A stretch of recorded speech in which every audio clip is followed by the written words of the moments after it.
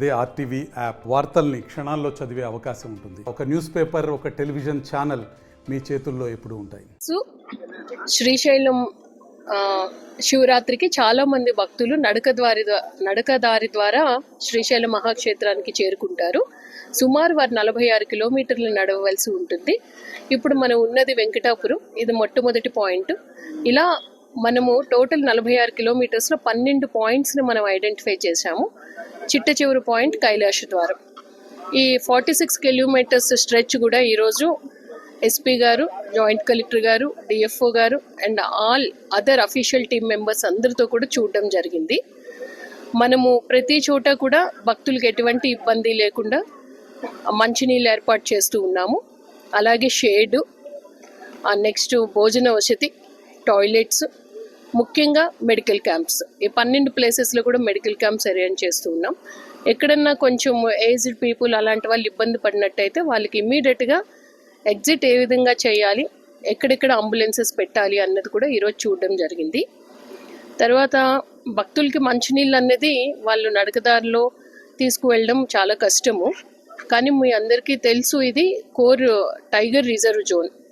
ఇక్కడ కూడా మనం ఎన్విరాన్మెంటల్ పరంగా చాలా జాగ్రత్తలు తీసుకోవాల్సింది ఉంది. అందుకని చెప్పి 2 లీటర్స్ 5 లీటర్స్ అలాంటి క్యాన్స్ అయితే వాళ్ళు క్యారీ చేసుకోవడానికి ఈజీగా ఉంటుంది. ప్రతి చోట కూడా డస్ట్బిన్స్ ఏర్పాటు చేస్తూ ఉన్నాం. ఈ ఫారెస్ట్లో ఎక్కడ పడితే అక్కడ పడేయకుండా డస్ట్బిన్స్లోనే పడేటట్టు భక్తులకు కూడా ఈసారి మనం తగు సూచనలు ఇస్తాం. భక్తులు, ఈ నడకదారిని వచ్చిన భక్తులందరికీ విజ్ఞప్తి ఏంటంటే, ఎటువంటి ఆరోగ్య సమస్యలు ఉన్నవారు కూడా జాగ్రత్తలు తీసుకోండి, ముందుగా మాకు తెలియజేయండి. జిల్లా యంత్రాంగం తరపున అన్ని సౌకర్యాలు కూడా మెరుగ్గా చేయడానికి అన్ని విధాలా మేము ప్రయత్నాలు చేస్తూ ఉన్నాం. అలాగే నిన్నను గ్రూప్ ఆఫ్ మినిస్టర్స్ అందరూ వచ్చి శ్రీశైలం మహాక్షేత్రంలో ఏ విధంగా ఏర్పాట్లు చేస్తున్నామని కూడా రివ్యూ చేశారు. దగ్గర 8 నుంచి 10 లక్షల భక్తులు ఈ శివరాత్రి రోజు వస్తారు అని చెప్పి అంతమందికి తగ్గట్టుగా పైన క్షేత్రంలో కూడా మనం ఏర్పాట్లు చేస్తూ ఉన్నాము. ఈరోజు శ్రీశైలం దేవస్థానం ఈవో గారు కూడా వచ్చారు.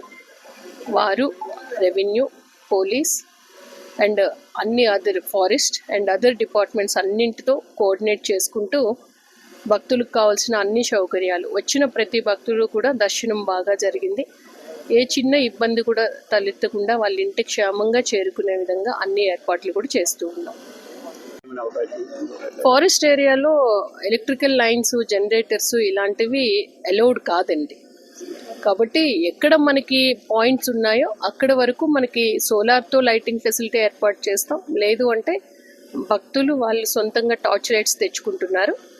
మన సైడ్ నుంచి కూడా ఎక్కడెక్కడ ఈ 12 పాయింట్స్ ఉన్నాయో అక్కడ మాత్రం జిల్లా యంత్రాంగం తరపున ఫెసిలిటీ ఏర్పాటు చేస్తాం. ఫారెస్ట్లోకి అనుమతించకూడదు.